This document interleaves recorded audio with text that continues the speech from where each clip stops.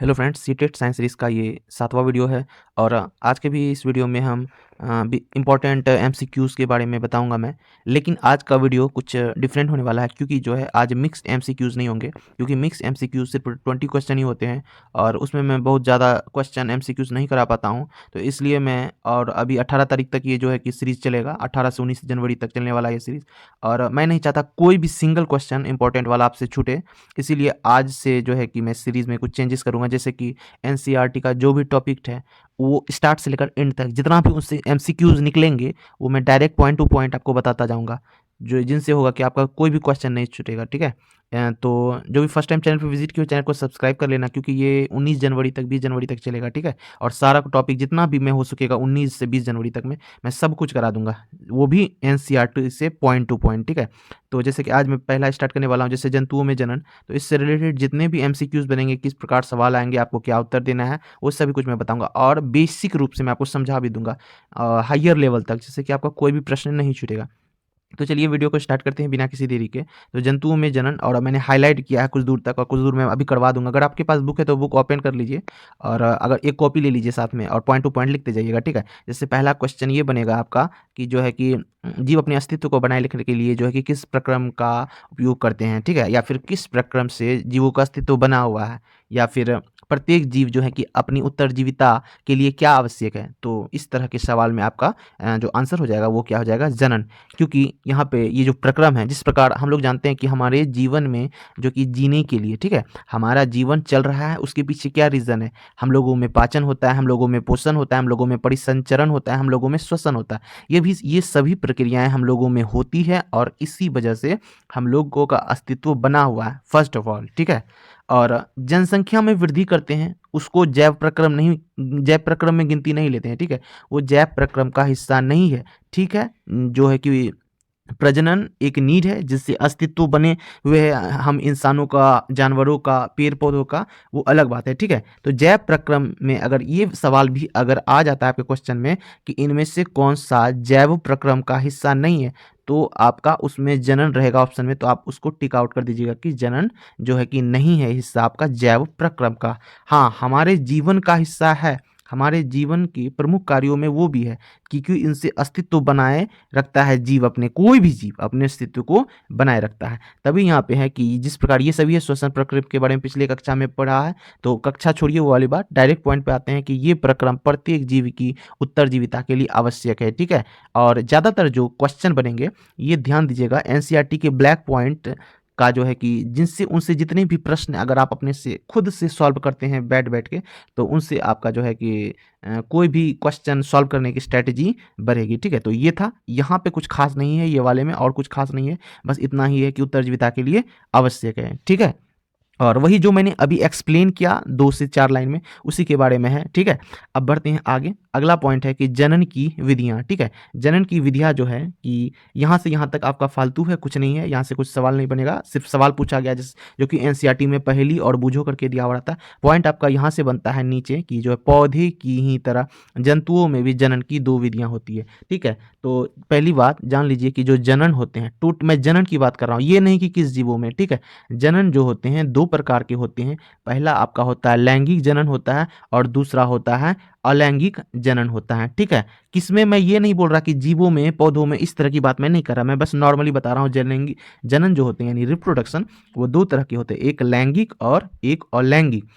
तो अलैंगिक के बारे में भी मैं अब बताऊंगा, लेकिन इस बुक में अभी फिलहाल जो मैं ये टॉपिक पढ़ रहा हूँ, इस बुक में जितना रहेगा मैं उसके बारे में बताऊंगा, क्योंकि एक्स्ट्रा जाऊंगा तो ये जो एनसीईआरटी का पेज में स्क्रॉल करके पढ़ा रहा हूँ वो फिर छूट जाएगा। तो जो जो इसमें मिलता जाएगा मैं बताता जाऊंगा। तो पौधे की जो हाईलाइट है वो भी आप भी हाईलाइट कर लीजिए। पौधे की तरह जंतुओं में भी जनन की 2 विधियां होती है, एक लैंगिक जनन और अलैंगिक जनन। ठीक है। याद रखिएगा, अगर पूछेगा कि जंतुओं में क्या नहीं होता है या फिर क्या होता है, लैंगिक जनन भी होता है, याद रखिएगा, और अलैंगिक जनन भी होता है। अगर पूछेगा पौधों में, तो पौधों में भी लैंगिक जनन भी होता है और अलैंगिक जनन भी होता है। 2 क्वेश्चन का यहाँ पे आपका निकल गया कि पौधों में कौन कौन सा जनन होता है। पौधे में भी लैंगिक होता है और अलैंगिक भी होता है, और यहाँ तक कि जंतुओं में भी जो होता है कि लैंगिक और अलैंगिक होता है। और थ्योरी भी यहाँ पे क्लियर कर रहा है, पौधे की ही तरह। अगर ही तरह लिखा हुआ तो इसका मतलब क्लियर है कि पौधे और जंतु दोनों में लैंगिक और अलैंगिक जनन होते हैं। वीडियो को आप जो है कि ये तो रिकॉर्डेड वीडियो, आप इसको स्पीड करके देख लीजिएगा, 2x स्पीड करके देख लीजिएगा। मैं इसको अच्छे से एक्सप्लेन कर देता हूँ, आप स्पीड करके वीडियो को देख लीजिएगा, ठीक है। देखिए यहाँ पे जो ये चार्ट बना हुआ सारणी, इस सारणी में ये सवाल बन जाते हैं। हालांकि इतना इजी नहीं पूछेगा, जैसे मनुष्य के जो बच्चे होते हैं उनको क्या कहते हैं, शिशु कहते हैं। उसी प्रकार मुर्गी के बच्चे को क्या कहते हैं तो चूजा कहते हैं। कुत्ते के बच्चे को क्या कहते हैं, पिल्ला कहते हैं। और बिल्ली के बच्चे को क्या कहते हैं, किटी कहते हैं, ठीक है। उसी प्रकार हर किसी का होता है, ठीक है। मेढक के बच्चे को क्या बोलते हैं, टैडपॉल, ठीक है। चलिए आगे बढ़ते हैं, लैंगिक जनन के बारे में डिटेल से पढ़ते हैं। लैंगिक जनन क्या है, तो कक्षा 7 में ये सब बकवास चीज छोड़िए, सीधा पॉइंट पे आ जाते हैं। मैं सीधा पॉइंट पे बताता हूँ, ठीक है। जंतुओं में भी नर एवं मादा में विभिन्न जनन भाग अथवा अंग होते हैं, ठीक है, जो कि मैं अभी बताऊंगा। कि उसके बाद पौधे की ही तरह जंतु भी नर एवं मादा युग्मक बनाते हैं, ठीक है। और संलयित होकर युग्मंज बनाते हैं। युग्मंज विकसित होकर एक नया जीव बनाता है। इसी प्रकार जनन जिसमें नर तथा मादा युग्मक का संलयन होता है लैंगिक जनन कहलाता है, ठीक है। आइए हम मनुष्य में जनन भागों का प्रक्रम एवं अध्ययन करें, ठीक है। आते हैं दूसरे पॉइंट पे, ठीक है। अब है, आपको मैं पहले समझा दूं कि सेक्सुअल रिप्रोडक्शन में बेसिकली क्या होता है। अगर मनुष्य की बात करें तो मनुष्य एक आपका मेल होता है और एक आपका फीमेल होता है, ठीक है। दो जीव हैं, ठीक है। अब सवाल आता है कि मेल के जनन कोशिका क्या है, तो मेल के जनन कोशिका की बात करें तो जनन कोशिका को शुक्राणु कहते हैं और फीमेल की जनन कोशिका को क्या कहते हैं, अंडाणु कहते हैं। क्या कहते हैं, अंडाणु कहते हैं। पॉइंट नोटेड, पूछेगा। अब ये दो सवाल बन गए कि जो पुरुष होते हैं उसकी जनन कोशिका को शुक्राणु तथा मादा की जनन कोशिका को अंडाणु कहते हैं, ठीक है। अब आइए फिगर के अकॉर्डिंग आपको समझाते हैं। सबसे पहले मेल का समझ लेते हैं। तो जो ये है, ये मेल का रिप्रोडक्ट, देखिए कोई भी जो है कि रिप्रोडक्शन में भाग लेने वाले जो अंग होते हैं तो उसको क्या बोलेंगे, जनन अंग, ठीक है। जनन में भाग लेने वाले जो अंग होंगे उस अंग को ही हम लोग क्या बोलेंगे, जनन अंग बोलेंगे, ठीक है। तो ये है पुरुष जननांग, ठीक है। तो नर जनन अंग में एक जोड़ा वृषण होता है, ठीक है। क्या होता है, एक जोड़ा वृषण होता है, ठीक है। एक जोड़ा वृषण होता है। और जो भी पार्ट्स हैं, जैसे कि ये वाला पार्ट्स कहलाता है एपिडर्मिस, जो कि इस वाले एनसीईआरटी में नहीं दिया, वो सीनियर सेक्शन में जाएंगे उसमें। क्योंकि आप जो सीटेट पेपर 2 का दे रहे हैं तो आप ग्रेजुएशन करके आ चुके हैं, तो आपको तो इससे ज़्यादा ही नॉलेज होगा, फिर भी मैं बता दे रहा हूँ, ठीक है। और क्वेश्चन बनेंगे क्या क्या, तो एक जोड़ा क्या होता है, वृषण होता है, ठीक है। यहाँ पे भी देखिए लिखा हुआ भी है कि एक जोड़ा वृषण होता है। दूसरी बात, जो वृषण होते हैं इसी में आपका क्या बनते हैं, जनन कोशिका। किसका जनन कोशिका, तो पुरुष जनन कोशिका, जिसको क्या बोलते हैं, शुक्राणु। और ये शुक्राणु करोड़ों की संख्या में बनते हैं। ये शुक्राणु जो बनते हैं करोड़ों की संख्या में बनते हैं। तो दो क्वेश्चन यहीं पे बन गया कि एक जोड़ा वृषण होता है, पहला क्वेश्चन। दूसरा क्वेश्चन की जो होते हैं क्या बनते हैं, वृषण में शुक्राणु बनते हैं। तो क्वेश्चन क्या पूछेगा कि कहाँ बनते हैं शुक्राणु, तो याद रखिएगा वृषण में बनते हैं शुक्राणु, ठीक है। अब आगे बढ़ते हैं। तो अगला पॉइंट, वीडियो स्पीड करके देखिएगा तब आपको अच्छा लगेगा। वृषण लाखों शुक्राणु उत्पन्न करते हैं, ये बात खत्म हो चुका, ठीक है।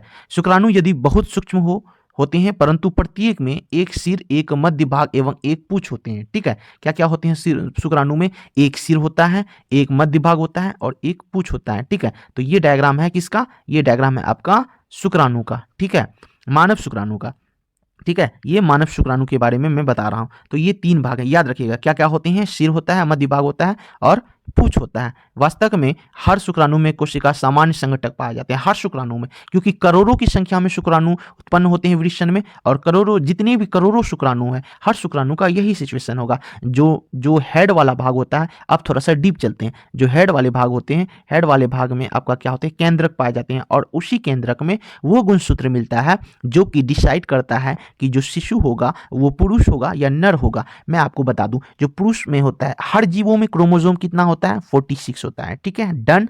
अब देखिए मेल में आपका 46 और फीमेल में 46, ठीक है। मेल का जो होता है 44 प्लस जो 2 क्रोमोसोम होते हैं वो होते हैं एक्स और वाई। 46 कंप्लीट हो गए, 46 कंप्लीट हो गए मेल के, हुए कि नहीं। चलिए अब फीमेल की बात करते हैं। 44 प्लस एक्स एक्स, ये हो गए फीमेल के कंप्लीट हो गए। अब देखिए फीमेल के हो गए, देखिए 44 और प्लस 2 क्या हो गए, 46 क्रोमोसोम कंप्लीट फीमेल के।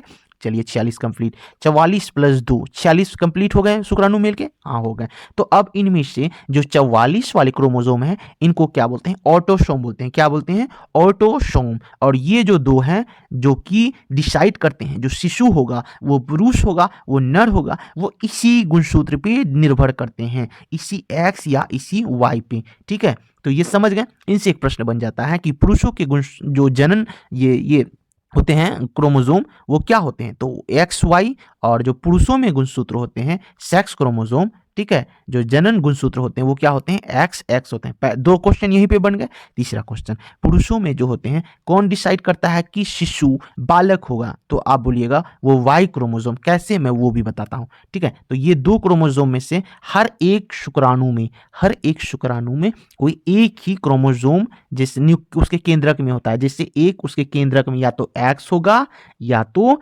केंद्रक में क्या होगा आपका, या तो केंद्रक में वाई होगा, या तो शुक्राणु में एक्स जाएंगे या तो वाई। हर एक में करोड़ों होते हैं, हर किसी में अलग अलग होता है, किसी में एक्स होता है, किसी में वाई होता है। ठीक है, तो ये था पुरुष का। आगे मैं फिर मादा का भी बताऊंगा, पहले पुरुष का कंसेप्ट क्लियर कर लीजिए।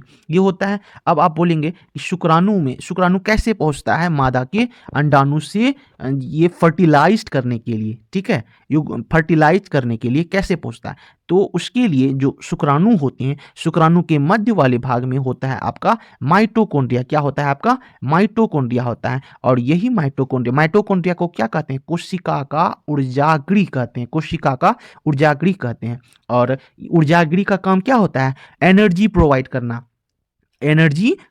यानी ऊर्जा देना।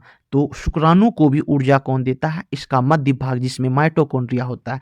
अब देखिए, आप कहेंगे तो सर माइटोकॉन्ड्रिया तो कोशिका का ना ये होता है ऊर्जागृह, तो ये जो आप पढ़ रहे हैं शुक्राणु, ये भी क्या है, ये भी एक कोशिका है, और इस कोशिका को जनन कोशिका कहते हैं। ठीक है, शुक्राणु। अगर पूछेगा पुरुषों में जनन कोशिका क्या है, तो आपका जवाब होगा शुक्राणु। क्या है, शुक्राणु। उसको जनन कोशिका जो शुक्राणु है उसको कौन ऊर्जा प्रदान करता है, माइटोकॉन्ड्रिया। दूसरा क्वेश्चन बोलेगा माइटोकॉन्ड्रिया कौन से भाग में होता है, मध्य भाग में होता है। तीसरा क्वेश्चन अगर पूछेगा जो क्रोमोसोम होते हैं एक्स या वाई कहाँ होते हैं, तो शुक्राणु के सिर में होते हैं, शुक्राणु के सिर में होते हैं। 3 क्वेश्चन। तो इस तरह के कितने क्वेश्चन बन गए यहाँ पे, ये हो गए। अब देखिए, पहले अब फीमेल का जानेंगे, फिर एक एक स्टेप बाय स्टेप जानते चलेंगे हम लोग। अब आगे देखते हैं, यहां तक जितने भी इंपॉर्टेंट थे मैंने वो बता दिया। ये देखिए, क्या शुक्राणु एकल कोशिका जैसे प्रतीत होते हैं, जी हाँ, तभी तो जैसे कि एक्स और वाई में से सिर्फ एक ही होते हैं, क्या होते हैं, अगुणित होते हैं। याद रखिएगा, पुरुषों का जो जनन कोशिका होता है जैसे कि शुक्राणु, और मादा का जनन कोशिका जैसे कि अंडाणु। ठीक है, जो मादा का जनन कोशिका अंडाणु, पुरुषों का जनन कोशिका शुक्राणु, ये अगुणित होते हैं। कैसे होते हैं, अगुणित होते हैं। क्यों अगुणित होते हैं, मैं वो भी अभी बताऊंगा। ये भी क्वेश्चन ध्यान में रखिएगा, शुक्राणु अगुणित होते हैं, अंडाणु अगुणित होते हैं। ठीक है, अब आगे बढ़ते हैं। शुक्राणु में पुच्छ किस काम में आती है, तो ये बात ध्यान रखिएगा। शुक्राणु में जो पुच्छ होती है वो दिशा, वो तैरने में, फ्लो करने में मदद करता है। ठीक है, जैसे अगर आप स्विमिंग करते टाइम अगर हाथ और पांव आपका काट लिया जाए तो क्या आप तैर सकते हैं, क्या अपना दिशा निर्देश कर सकते हैं कि मुझे किधर जाना है, दाएं जाना है, बाएं जाना है। तो उसी प्रकार शुक्राणु का जो होते हैं पुच्छ, वो मदद करते हैं उसको तैरने में और दिशा चेंज करने में, इधर उधर करने में। समझ गए। अब आगे बढ़ते हैं, मादा जनन अंग। तो ये है आपका मादा जनन अंग। मादा जनन अंग में भी एक जोड़ी ओवरी होती है। मादा जनन में भी क्या होता है, एक जोड़ी ओवरी होती है, जो कि जो ये फिम्बरी, जो उंगली नुमा संरचना दिख रही, ये इस प्रकार उंगली नुमा संरचना में ये ओवरी इस प्रकार लगी हुई होती है। इसको क्या बोलते हैं, फिम्बरी बोलते हैं, जो कि यहाँ पे आपको डिटेल से नहीं जानना है। और ये वाला भाग जो कि आपको दिख रहा है, ये वाला भाग अंडवाहिनी जिस पे डिनोट किया जा रहा है, वहीं पे आपका फर्टिलाइजेशन होता है। ठीक है, वहीं पे क्या होता है, फर्टिलाइजेशन। आप लोग फर्टिलाइजेशन का हिंदी सर्च कर लीजिएगा, थोड़ा सा इंग्लिश हिंदी में थोड़ा सा दिक्कत होता है। फर्टिलाइजेशन यहीं पे, यही वो जगह है जहाँ पे जो पुरुष के शुक्राणु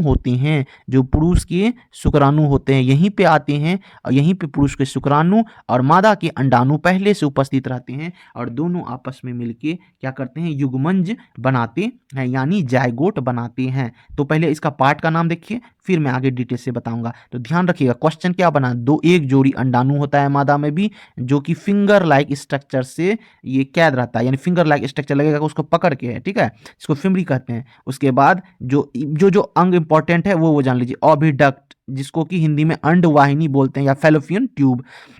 और इसी फैलोपियन ट्यूब में अंडाणु, मादा का अंडाणु यानी मादा का जनन कोशिका, पुरुष का जनन कोशिका जिसे शुक्राणु कहते हैं, दोनों का मिलन यहीं पे होता है। ठीक है, किस, कहाँ, अंडवाहिनी में। ठीक है, ये है गर्भाशय, यहीं पे जो होता है शिशु का ग्रोथ होता है। अब आगे चलते हैं, देखते हैं। ठीक है, आगे बढ़ते हैं। तो अगला क्या है, देखिए आगे है आपका अंडाणु। अब देखिए यहाँ पे भी अब मैं क्लियर करता हूँ अंडाणु के बारे में। अंडा मैंने क्या बताया कि जो फीमेल है उसमें भी गुणसूत्र कितने होंगे 46। Okay done 46। अब देखिए 46 में क्या बताया मैंने 44 जो होते हैं उसको ऑटोसोम बोलते हैं, ठीक है। और बचे 2 गुणसूत्र उनको क्या बोलते हैं सेक्स क्रोमोसोम, ठीक है, जनन गुणसूत्र। तो फीमेल में जनन गुणसूत्र कैसे होते हैं एक्स एक्स, पुरुष में कैसा था एक्स वाई था, महिला में कैसा है एक्स एक्स। जिस प्रकार पुरुषों में जनन का कोशिका ये था हेड, ये हेड वाला पार्ट था, इसमें मैंने बताया था कि जो बीच में न्यूक्लियस होंगे यानी केंद्रक होंगे उसी में या तो एक्स होंगे या तो वाई होंगे, बताया था ना कोई एक। उसी प्रकार यहाँ है मादा में भी जो अंडाणु होते हैं उसमें भी उसके केंद्रक जो यहाँ है उसमें कोई एक ही क्रोमोसोम होगा, ये सेक्स क्रोमोसोम, या तो एक्स होगा एक्स, या इसमें तो एक्स ही होगा, दोनों सेम तरह के होंगे, ठीक है, एक्स ही होगा हर, क्योंकि एक्स एक्स क्रोमोसोम है, या तो ये रहे फिर भी एक्स या तो ये रहे फिर भी एक्स। सीधी बात जान लीजिए, अगर आपको कंफ्यूजन लगता है तो अंडाणु में एक्स क्रोमोसोम पहले से उपस्थित रहता है उसके केंद्रक में, याद रखिएगा उसके केंद्रक में।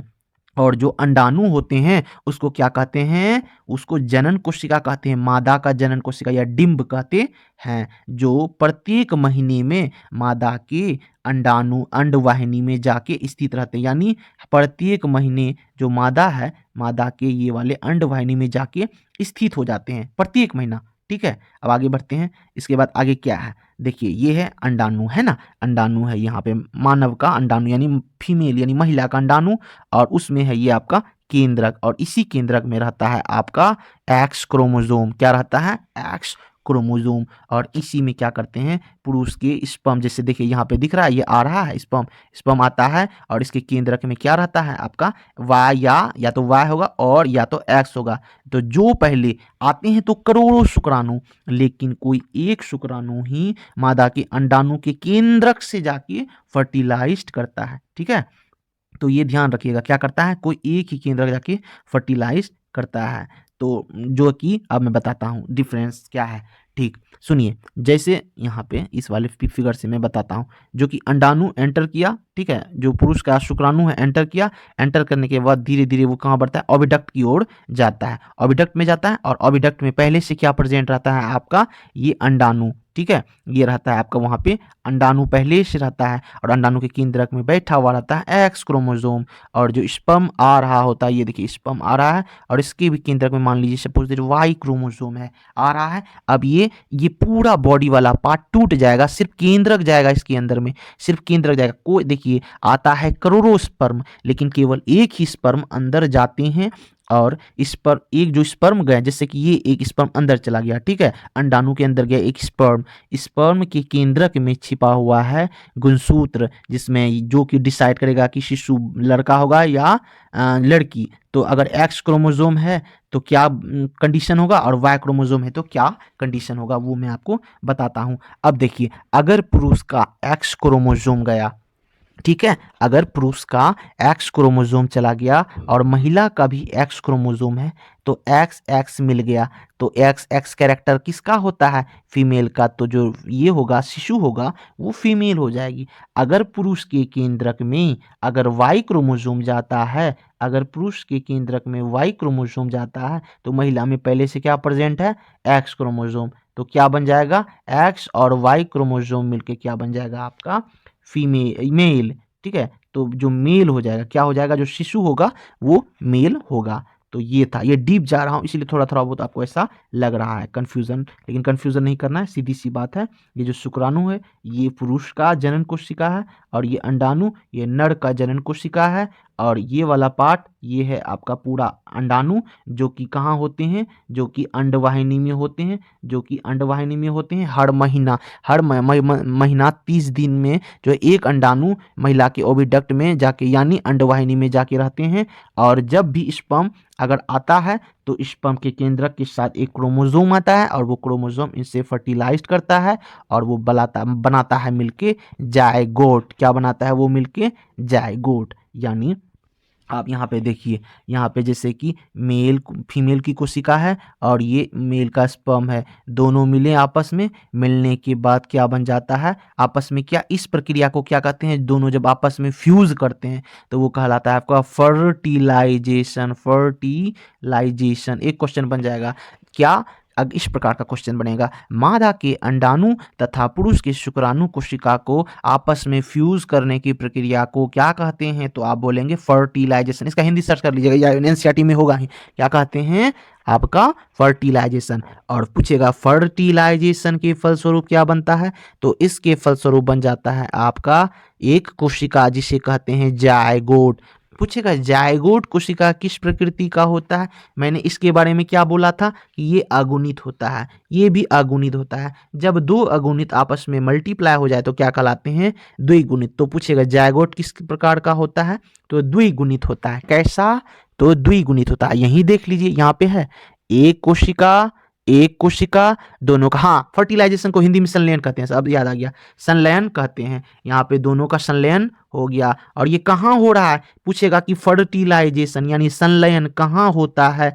तो बोलिएगा महिला के जो ये अंडवाहिनी वाला भाग होता है, यहीं पे होता है। तो फिगर देख देख के मैं इसलिए बता रहा हूँ ताकि आपके दिमाग में छप जाए। अंडवाहिनी में होता है, क्या होता है? संलयन, पुरुष के शुक्राणु और महिला के अंडाणु का।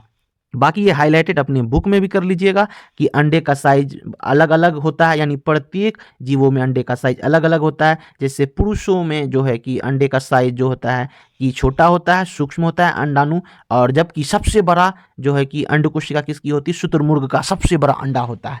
ठीक है, तो सबसे बड़ा कोशिका शुतुरमुर्ग का अंडा और सबसे छोटी कोशिका पुरुष का शुक्राणु। ठीक है, अब निषेचन के बारे में मैंने पहले बता दिया कि जो शुक्राणु है वो अंडाणु के संपर्क में आते हैं तो इन जो क्या कहते हैं, इन्हें निषेचन कहते हैं। फर्टिलाइजेशन को हिंदी में क्या कहते हैं? निषेचन कहते हैं। संलयन होता है जिसे निषेचन कहते हैं, और निषेचन के फलस्वरूप क्या बनते हैं? युग्मंज बनते हैं, जिसे इंग्लिश में जायगोट कहते हैं। क्या बनते हैं? जायगोट। याद रखिएगा, शुक्राणु एन प्रकृति का होता है यानी अगुणित, अंडाणु भी एन प्रकृति का यानी अगुणित। जो युग्मंज बनते हैं वो होते हैं 2n, जिसको कहते हैं द्विगुणित यानी युग्मंज, डिप्लॉइड। ठीक है, तो ये सारे क्वेश्चन बनेंगे। ठीक है, फिर से रिपीट करते हैं। पुरुष जनन कोशिका शुक्राणु, मादा जनन कोशिका अंडाणु, दोनों आपस में फ्यूज करते हैं, उसको क्या कहते हैं? निषेचन। निषेचन कहाँ होता है? मादा की अंडवाहिनी में होता है। दोनों जब शुक्राणु और अंडाणु मिलकर क्या बनाते हैं? युग्मंज बनाते हैं। ठीक है, तो इतना था। अगर एक्स पूछेगा कि महिला का क्रोमोसोम XX, ये जनन क्रोमोसोम पूछेगा, जनन क्रोमोसोम यानी सेक्स क्रोमोसोम क्या पूछेगा? तो XX। पुरुष का XY। ठीक है, तो कितने सारे क्वेश्चन बने।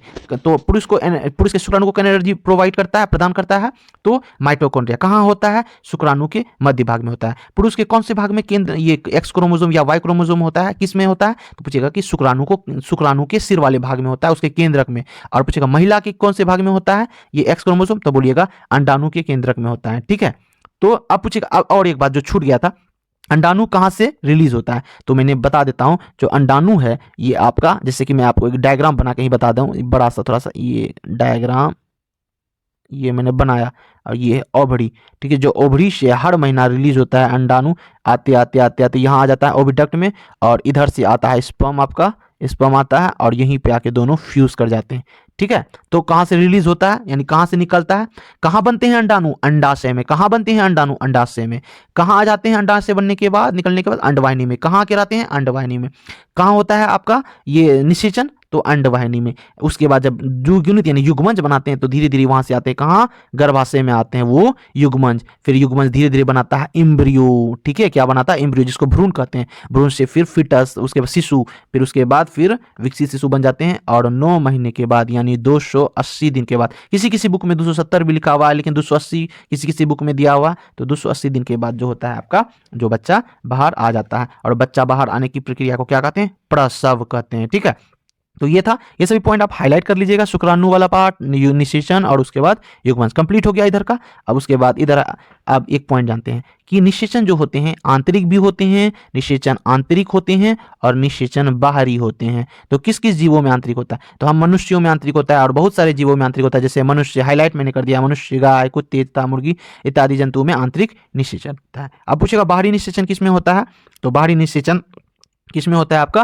जैसे मछली हो गया, मीडक्टेड पोल वगैरह हो गया, इन सब में बाहरी निषेचन होता है। उनसे पहले ये येलो वाला पॉइंट आप अच्छे से पढ़ लीजिएगा। क्या आप प्रश्नली शिशु के बारे में जानते हैं? देखिए, ये आप लोगों ने आईवीएफ का नाम सुना, आपने ये सुना होगा कि कभी कभार महिला जो होती है वो गर्भवती नहीं हो पाती है, जो होती गर्भवती नहीं हो पाती है, उनके पीछे रीजन क्या होता है? या तो उनमें अंडाणु नहीं बन पाते हैं, या फिर पुरुष में शुक्राणु नहीं बन पाते हैं, या फिर शुक्राणु पुरुष के अंडाणु तक नहीं पहुंच पाते हैं। बहुत तरह के रीजन होते हैं जो कि आप यहाँ पे स्टडी करेंगे, आपके एनसीईआरटी की बुक में दिया हुआ है। तो अब मैं डायरेक्ट आता हूँ पॉइंट पे, जिससे कि सवाल बनेंगे मुख। आईवीएफ, आईवीएफ जो है कि इसको क्या बोलते हैं? इंट्राविटो निषेचन, शरीर के बाहर कृत्रिम निषेचन होता है ये, ठीक है। पुरुषों में जबकि होता है नेचुरली, कहाँ? आंतरिक निषेचन, जबकि आईवीएफ एक बाह्य निषेचन, बाहरी में शिप्रक नली में जो होते हैं कि अंडाणु और शुक्राणु को फर्टिलाइज कराया जाता है, शरीर के बाहर कृत्रिम रूप से फर्टिलाइज कराया जाता है और उसको फिर जो गर्भाशय में आरोपित किया जाता है। उसके बाद फिर जो होती है कि मादा क्या हो जाती है?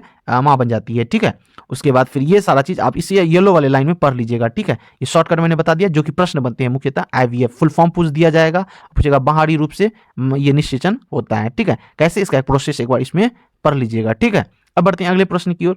अगला टॉपिक है आपका मेढक के अंडे। तो मेढक के अंडे जो होते हैं, आइए इसके बारे में थोड़ा जान लेते हैं, क्योंकि यहाँ के बाद मैंने हाईलाइट नहीं किया है। तो नर तथा मादा एक साथ पानी में आते हैं, ठीक है। नर तथा मादा पानी एक साथ पानी में आते हैं, तो मादा सैकड़ों अंडे देती है। मुर्गी के अंडे की तरह मेढक के अंडे कवच से ढके नहीं होते, ठीक है। याद रखिएगा, जो मेढक के अंडे होते हैं वो कवच से ढके नहीं होते हैं, तथा अपेक्षाकृत बहुत कोमल होते हैं। याद रखिएगा, बहुत कोमल होते हैं और जेली की तरह अंडों को एक साथ रखती है तथा इन्हें सुरक्षा भी करती है। उसे बहुत सारे अंडे देते हैं और वो धीरे धीरे, देखिए मेढक क्या करते हैं, पहले अंडे देते हैं जो कि गोल होता है, फिर धीरे धीरे उसकी पूंछ आने लगती है। पूंछ आने के बाद धीरे धीरे पहले उसका अग्रपाव होता है। ये ग्रेजुएशन लेवल का मैं बता रहा हूँ, लेकिन बता देता हूँ क्योंकि हो सकता है जानकारी। उसके बाद जो पहले अंडे होते हैं, पहले वो लार्वा होते हैं, उसके बाद फिर धीरे धीरे वो टेडपोल बनते हैं, उसके बाद फिर मेढक बनते हैं, ठीक है। तो मेढक के बच्चे ना पहले फिश की तरह होते हैं, पहले तैरते हैं भैया, उसके बाद तब जब अग्रपाव होता है तब फिर पीछे का पाँव होता है, फिर पूरा पूरी मेढक बनते हैं, ठीक है। तो इस तरह से क्वेश्चन आएगा।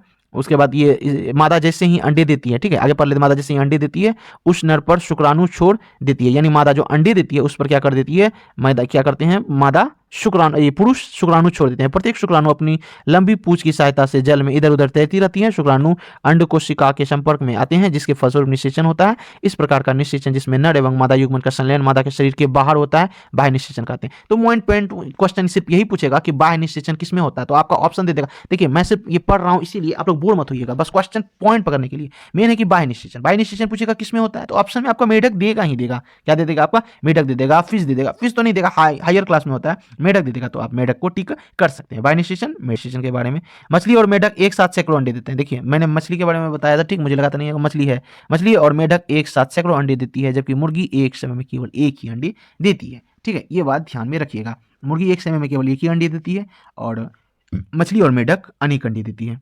नेक्स्ट स्लाइड में बताया था, इसको क्या बोलते हैं? यहाँ से अंडोत्सर्ग हुआ, जिससे ये ओभड़ी है, ओभड़ी से अंडोत्सर्ग हुआ, अंडाशय निकला। अंडाशय, ये ओभड़ी को हिंदी में अंडाशय कहते हैं। अंडाशय से निकला अंडाणु, अंडाणु धीरे धीरे जाएगा, जाते जाते जाते जाते यहाँ आ जाता है ओविडक्ट में, ठीक है।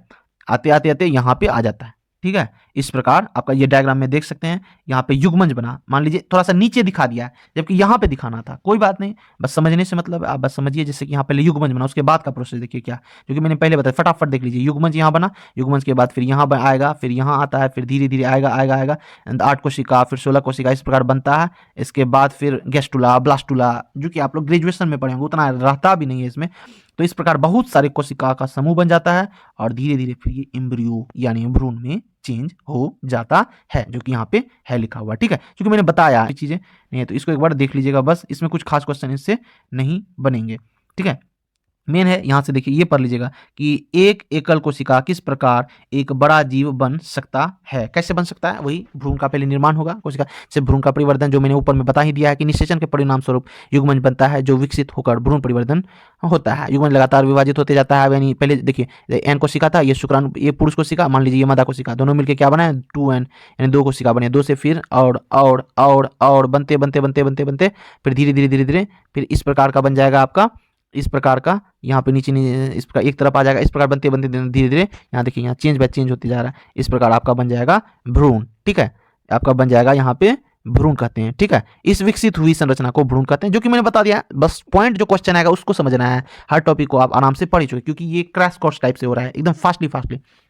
नेक्स्ट है आपका, नेक्स्ट पढ़िए कि सिर, आंख, कान इत्यादि विकसित हो जाते हैं भ्रूण की वह स्थिति जिसमें सभी शारीरिक भागों की पहचान हो सके, गर्भ कहलाता है, ठीक है। जब अल्ट्रासाउंड तो गलत काम है, अल्ट्रासाउंड नहीं होना चाहिए, तो जब गर्भ में गर्भ किसको कहते हैं? जब समझिए बच्चा पूर्ण रूप से विकसित हो जाता है, जो उसके हाथ पाँव और उसके बॉडी पार्ट दिखने लगते हैं, तो समझिए वो गर्भ कहलाता है। ठीक है, उससे पहले एम्ब्रियो। जब गर्भ का विकास पूरा हो जाता है तो माँ नवजात शिशु को जन्म देती है। ठीक है, नवजात शिशु को जन्म देती है। उसके बाद यहाँ आ जाइए, अब सीधा पॉइंट, यहाँ तक कुछ नहीं है। यहाँ आ जाइए हम लोग, जरायुज एवं अंडप्रजक। तो जरायुज क्या है? सीधी सी बात है कि जरायुज उसको कहते हैं जो सीधा शिशु को जन्म देते हैं, उसको जरायुज कहते हैं। और जो पहले अंडे को जन्म देती है और बाद में फिर अंडा से बच्चा विकसित होता है तो उसे अंडप्रजक कहते हैं। बात खत्म, यहाँ का टॉपिक कंप्लीट है। बढ़ते हैं आगे। अब देखिए यहाँ ये पॉइंट देखिए, शिशु से वयस्क। शिशु से वयस्क, तो नवजात कोई भी जब जन्म लेता है तो डायरेक्ट वयस्क नहीं हो जाता है, पहले वो शिशु होते हैं उसके बाद वयस्क होते हैं। और ये हर जीवों में अलग अलग टाइप के होते हैं, जैसा कि मैंने मनुष्य में बताया कि जो नवजात शिशु जन्म लेते हैं उसके बाद विकसित करके वो विकसित होते हैं। उसी प्रकार जैसे मेढक में मैंने बताया कि मेढक में जन्म लेते हैं, लार्वा बनते हैं, फिर टेडपोल, फिर जाके मेढक बनते हैं। उसी प्रकार यहाँ पे देखिए क्या पॉइंट कह रहा है एनसीईआरटी कि कुछ जंतुओं में नवजात जंतु वयस्क से बिल्कुल अलग दिखाई पड़ सकते हैं। रेशम कीट के जीवन चक्र का स्मरण कीजिए। जैसे कि उसमें क्या है, ये वाला पॉइंट हाईलाइट कर लीजिएगा कि रेशम में क्या होता है कि लार्वा अथवा अंडा झिल्ली, फिर प्यूपा, फिर वयस्क। पहले क्या होगा? लार्वा, लार्वा के बाद फिर जाके आपका प्यूपा, प्यूपा के बाद आपका फिर देन आपका वयस्क होगा। ठीक है, तो ये स्टेप याद रख लीजिएगा, लार्वा, प्यूपा और स्टेज। जब बोलेगा कि रेशम कीट का पहला क्या है, जब वो जन्म लेता है तो कौन सी अवस्था में होता है, पहला प्रश्न बनेगा तो बोलिएगा लार्वा। अंतिम अवस्था वयस्क, लार्वा के वयस्क से पहले की अवस्था प्यूपा। तो आइए इसका डायग्राम ही देख लेते हैं।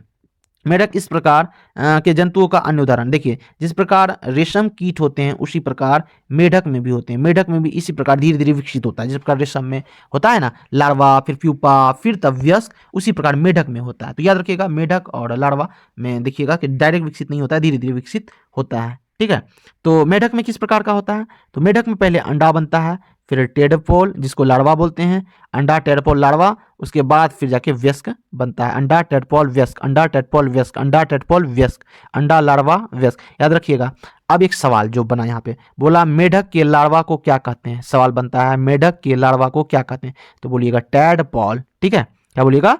टेडपोल कहते हैं। क्या टेडपोल वयस्क मेढक से भिन्न दिखाई नहीं देते? तो अब यहाँ पे इतना चीज छोड़ दीजिएगा। अब यहाँ पे आ जाते हैं मेन पॉइंट में। यहाँ पे आप आ जाइएगा, जो आपका टेडपोल होते हैं, टेडपोल वो जो होते हैं, टेडपोल का वयस्क में रूपांतरण क्या कहलाता है? कायांतरण कहलाता है। याद रखिएगा, यहां से सवाल बनेगा टेडपोल का वयस्क में रूपांतरण कायांतरण कहलाता है। ठीक है, उसके बाद यहाँ पे क्वेश्चन आपका खत्म हो जाता है। मनुष्य में जन्म के समय ही नवजात शिशु में वयस्क समान शरीर अंग मौजूद रहते, जबकि मेढक में नहीं होते। तो सवाल पूछता है कि कौन से जीवों में जन्म के समय उनका संपूर्ण अंग विकसित नहीं होता है। इस टाइप का अगर क्वेश्चन रहे तो अगर ऑप्शन में रहे मेढक, मनुष्य या फिर अन्य जीव, तो आप बोल दीजिएगा मेढक। ठीक है, क्योंकि मेढक में भी नहीं होता है, रेशम में भी नहीं होता है। ठीक है, बढ़ते हैं अब अलैंगिक जनन की ओर। अलैंगिक जनन क्या है? तो सबसे पहले ये देख लीजिए डायग्राम, जो कि पहले अंडा दिया, अंडा के बाद फिर आरंभिक टेडपोल, टेडपोल के बाद मैंने बताया था आगे का पाँव आता है, उसके बाद तब वयस्क। ठीक है, जो कि मैंने बता दिया था आपको। अब अलैंगिक जनन देख लेते हैं। अलैंगिक जनन में क्या है कि अलैंगिक जनन बहुत ही सिंपल टाइप का है। अलैंगिक जनन जो होते हैं तरह तरह से हो सकते हैं, जैसे कि आपका आपका विखंडन विधि द्वारा, विखंडन विधि द्वारा, विखंडन विधि द्वारा, आपका मुकुलन विधि द्वारा, मुकुलन विधि द्वारा, उसके बाद विखंडन, मुकुलन, उसके बाद कायिक प्रजनन, उसके बाद आपका कायिक प्रजनन द्वारा। इस प्रकार आपका इस वाले एनसीईआरटी में दिया हुआ है। तो विखंडन विधि द्वारा किस में होता है? आपका अमीबा में होता है। किस में होता है? आपका विखंडन विधि द्वारा अमीबा में होता है। जैसे यहाँ पे देखिए अमीबा है, अमीबा में क्या देख पा रहे हैं आप? यहाँ पे ये है विखंडन, अमीबा में क्या हो रहा है? विखंडन हो रहा है। तो क्या होता है, अभिनंदन अमीबा के जो बाहरी भाग है, ये वाला भाग, इसको बोलते हैं सूडोपोडिया, इसके द्वारा चलन होता है, जो कि मैंने सेट में बताया भी है। और सूडोपोडिया धीरे धीरे लंबा होते जाता है, और जिस प्रकार उसका फिर केंद्रक सबसे पहले विभाजित होता है, केंद्रक विभाजित होने के बाद फिर इसका जो होता है, जो सूडोपोडिया वाला भाग है, वो विभाजित हो जाता है और दो संतति का निर्माण होता है। तो जो अलैंगिक जनन होते हैं वो उसमें विखंडन वाला पार्ट जो होता है, विखंडन जिसको कि क्या बोलते हैं, विखंडन पूछेगा सवाल, विखंडन क्या है? विखंडन एक अलैंगिक जनन है। विखंडन में क्या होता है? दो तरह से विखंडन हो सकता है, द्विविभाजन या बहुविभाजन। यानी दो भागों में अगर खंडित हो जाता है तो उसे द्विखंडन, और अन्य भागों में विभाजित हो जाता है उसे क्या बोलते हैं? बहुखंडन। तो प्लाज्मोडियम में होता है बहुखंडन, अमीबा में द्विखंडन। बस दो एग्जाम्पल था, याद रखिएगा। अब आ जाते हैं मुकुलन, हाइड्रा में मुकुलन। बस हाइड्रा में मुकुलन होता है, ये बात याद रखिएगा, ठीक है। हाइड्रा में क्या होता है? मुकुलन। देखिए सबसे पहले बर्ड निकलता है, ये जो निकला इस प्रकार उसको बर्ड कहते हैं, और बर्ड धीरे धीरे विकसित किया, उसके बाद फिर टूट जाता है, जो जनन कोशिका जनन शरीर होता है उससे अलग हो जाता है और अपना स्वतंत्र जीवन यापन करने लगता है। तो सीधी सी बात, क्वेश्चन यही बनेगा कि किसमें मुकुलन होता है? हाइड्रा में। बस एक एग्जांपल याद रखिएगा, हाइड्रा में मुकुलन होता है। पूछेगा किसमें जो होता है आपका ये होता है विखंडन, तो आप बोलिएगा अमीबा में होता है विखंडन, ठीक है। द्विखंडन बोलेगा तो आप बोल दीजिएगा अमीबा, बहुखंडन तो प्लाज्मोडियम बोल दीजिएगा, ठीक है। देखिए यहाँ पे आपके हाईलाइटेड बस क्या क्या है, मुकुलन है, अलैंगिक जनन में मुकुलन, उसके बाद आपका नेक्स्ट यहाँ चलिए, यहाँ पे आ जाइए द्विखंडन है, उसके बाद यहाँ पे देखिए हाईलाइट किया हुआ क्या, हाइड्रा में मुकुलन। जो कि चीज़ मैंने अभी एग्जांपल डायग्राम के थ्रू बताया, बस वही चीज़ सिंपली आपको थ्योरी में है। उसके बाद कुछ नहीं है आपका, ये जो है कि डाली की कहानी क्लोन वाला जो है, ये आप याद रखिएगा। एक बात आप इंपॉर्टेंट है, याद रखिएगा, जो अलैंगिक जनन होते हैं, जो अलैंगिक जनन होते हैं, इसमें जन्म लेने वाले संतान वो हुबाहू पेरेंट की तरह दिखते हैं, ठीक है। इस पेरेंट की तरह दिखते हैं, इस वजह से उसको क्या बोलते हैं? हुबाहू जो दिखते हैं उसको क्लोन कहते हैं। क्या कहते हैं? क्लोन। जैसे देखिए अगर इसका जन्म अगर मान लीजिए हो जाएगा, ये टूट के, ये वाला टूट के अलग हो जाएगा, ये वाला पार्ट टूट के, तो हुबाहू इसके तरह दिखेगा कि नहीं? इसके तरह। तो इसीलिए उसको क्या बोलते हैं? क्लोन। तो पूछेगा क्लोन जो होता है किस में उत्पन्न होगा? और लैंगिक जनन से या लैंगिक, पूछेगा क्लोन किस प्रकार संभव है, लैंगिक जनन द्वारा या अलैंगिक जनन द्वारा? तो आप बोलेंगे अलैंगिक जनन द्वारा। पूछेगा किसमें किसमें होता है, तो आप बोलिएगा पौधे में कौन कौन सा जनन होता है? लैंगिक और लैंगिक दोनों जनन होता है। तो ये वाली कहानी जो है कि आप थोड़ा सा एक बार फुल स्पीड में आप देख लीजिएगा। इसमें यही है कि जो दो टाइप के गुण होते हैं, तो तीसरा वाला गुण जो होता है आपका नया चीज गुण हो जाता है। जैसे मान लीजिए कोई है आपका, जैसे ये वाला भेड़ ले लीजिए, इसका कैसा पूरा सफ़ेद है, इसका मुंह कैसा है? काला है। तो अगर हो सकता है अगर इन दोनों का जनन कोशिका आपस में ये करे, निश्चित करे, और हो सकता है जो नेक्स्ट जनरेशन होगा उसका हो सकता है या तो बॉडी काला हो जाए, मुंह सादा आ जाए, या फिर हो सकता है कुछ भी न्यू चेंजेस आ सकते हैं। तो मेन है क्लोन की कहानी। तो क्लोन यही है कि देखिए क्लोन सारे एक जैसे दिखते हैं, इनसे जन्म लेने वाले इसी की तरह दिखेंगे, इससे जन्म लेने वाले इसी की तरह दिखेंगे।